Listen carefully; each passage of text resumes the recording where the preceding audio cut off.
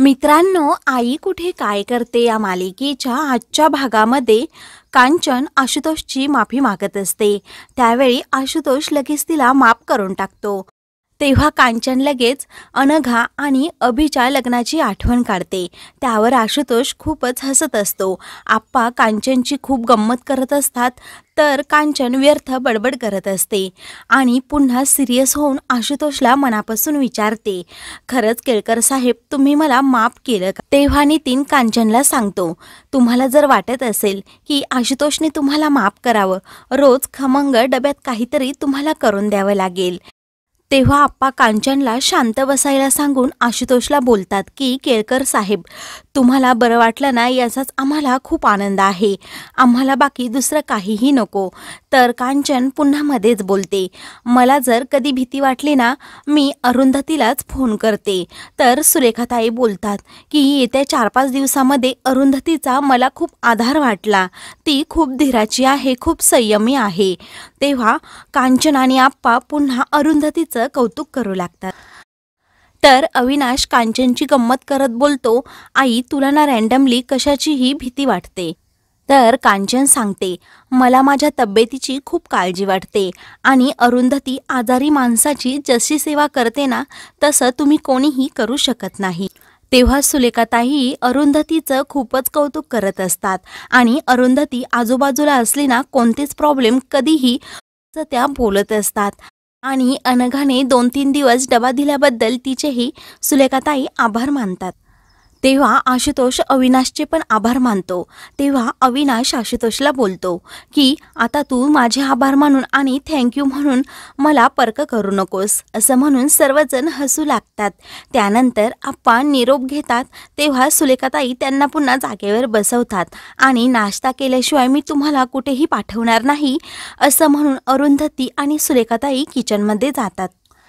दुसरीकडे अनिरुद्ध आणि संजना काउन्सिलरला भेटून घरी आलेले असतात। अनिरुद्ध संजनावर खूपच चिडलेला असतो। संजना अनिरुद्धला विचारते, आता तुला काय झालं? तेव्हा अनिरुद्ध खूपच भडकतो आणि संजनाला बोलतो, त्या काउन्सिलरला असं खोटं सांगायची काय गरज होती की अनिरुद्धला माझ्यामध्ये इंटरेस्ट नाही, मला अरुंधतीबरोबर राहायचं आहे। अनिरुद्ध खूप तळमळीने संजनाला सांगत असतो की मला अरुंधतीबरोबर पण राहायचं नाही, मला ह्या नात्यातून मुक्तता हवी आहे, तरच मी पुढे जाईल, माझ्या आयुष्यात शांतता येईल। तेव्हा संजनाचे डोळे पाणवतात। संजनाला खूप वाईट वाटतं। तेव्हा अनिरुद्ध पुन्हा बोलतो की जेव्हापासून तू घराचे पेपर बळकवण्याचा प्रयत्न केला, खोटं बोलून माझ्याकडून सही करून घेतली, तेव्हाच माझा ह्या नात्यावरचा विश्वास कायमचा उडाला आहे। संजना काहीच बोलत नाही। त्यानंतर अनिरुद्ध तिला सांगतो की आता ह्या डिवोर्सच्या पेपरवर तू सही करून टाक। संजना सांगते, ते डिवोर्स पेपर मी फाडून टाकले आहेत।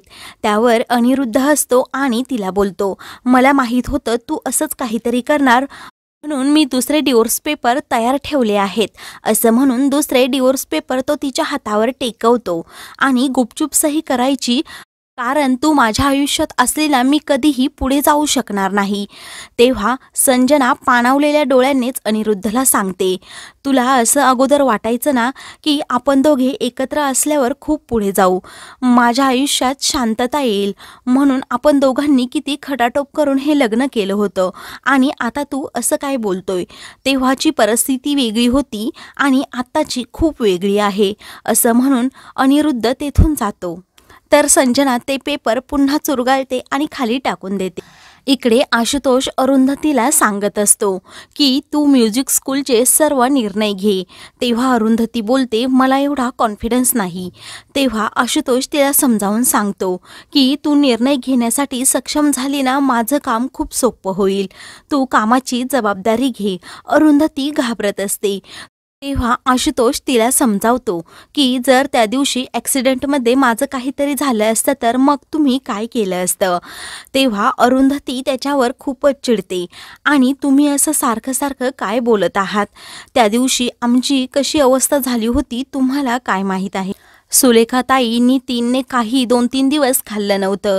आप्पांची अवस्था खूपच वाईट झाली होती. माझ्या डोळ्याला डोळा लागत नव्हता आणि तुम्ही असं काय बोलत आहात?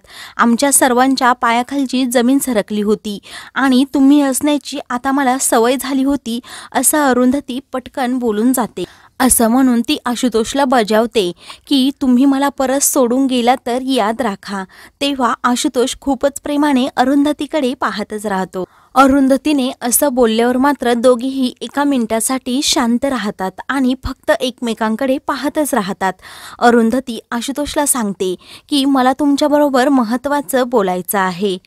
तर दुसरीकडे अभि हॉस्पिटलमधून घरी येतो.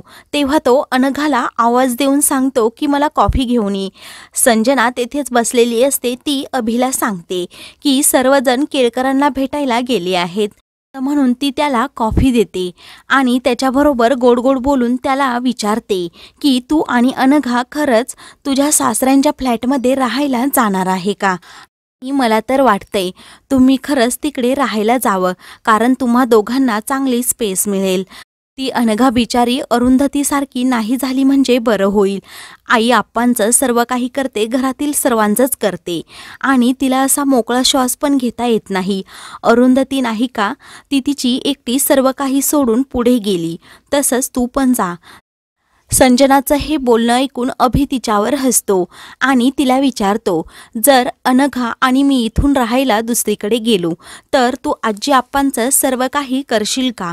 तेव्हा संजना तोऱ्यातच बोलते, मी का त्यांचं करू?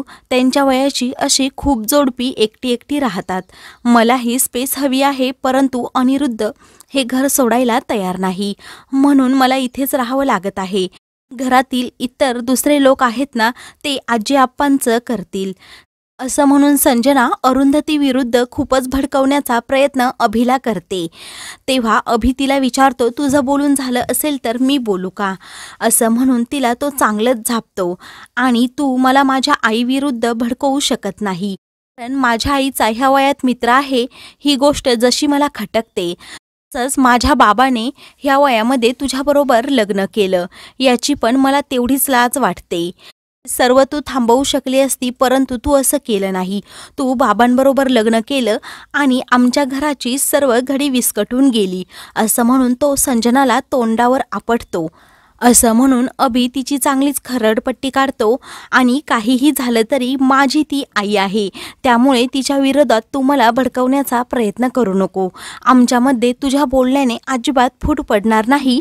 असं म्हणून तो जायला निघतो आणि पुन्हा थांबून तिला सांगतो की कॉफी खूप छान झाली होती. तेव्हा संजना त्याच्याकडे रागातच पाहते, तर अभि लगेच तेथून जातो. अरुंधती तिच्या मनातील सर्व भावना आशुतोषला सांगते की जेव्हा मी खूप मोठ्या मानसिक संकटातून जात होते, तेव्हाच तुम्ही मला आधार दिला. तेव्हा मला कोणतीच नाती नको होती, परंतु तुम्ही मला समजून घेतलं. माझ्याबरोबर पण तुसडेपणाने वागला नाहीत. माझा आत्मविश्वास उंचावला. परवा अनिरुद्धबरोबर बोलताना मला जाणवलं की आपल्या दोघांमध्ये नक्की काय नातं आहे. माझ्यासाठी माझी फॅमिली जेवढी महत्त्वाची आहे, त्याच्यापेक्षा कितीतरी पटीने तुम्ही महत्त्वाचे आहात, असं अरुंधती आशुतोषसमोर नकळत प्रेम व्यक्त करते. आशुतोष तिच्याकडे पाहतच राहतो. तर मित्रांनो, पुढील भागामध्ये संजना ईशाला सांगते की ज्या कॉलेजमध्ये तू जाणार त्याच कॉलेजमध्ये तुझी आई ग्रॅज्युएशन कंप्लीट करणार, हे कसं दिसेल? तेव्हा ईशा विचार करत राहते. त्यानंतर ती अरुंधतीला भेटायला तिच्या घरी येते. अरुंधती खूपच खुश होत तिला विचारते, तू ग्रॅज्युएशन मला कंप्लीट करायचं आहे, ॲडमिशनची चौकशी केली का? तेव्हा ईशा सांगते, तुला जर ग्रॅज्युएशन कंप्लीट करायचं असेल तर दुसरं कुठेही कर, परंतु कॉलेजमध्ये जाऊ नको. अरुंधती खूपच नाराज होते, तर ईशा तेथून जाते. अशाच मालिकेंचे पुढील भाग पाहण्यासाठी चॅनलला सबस्क्राईब करा.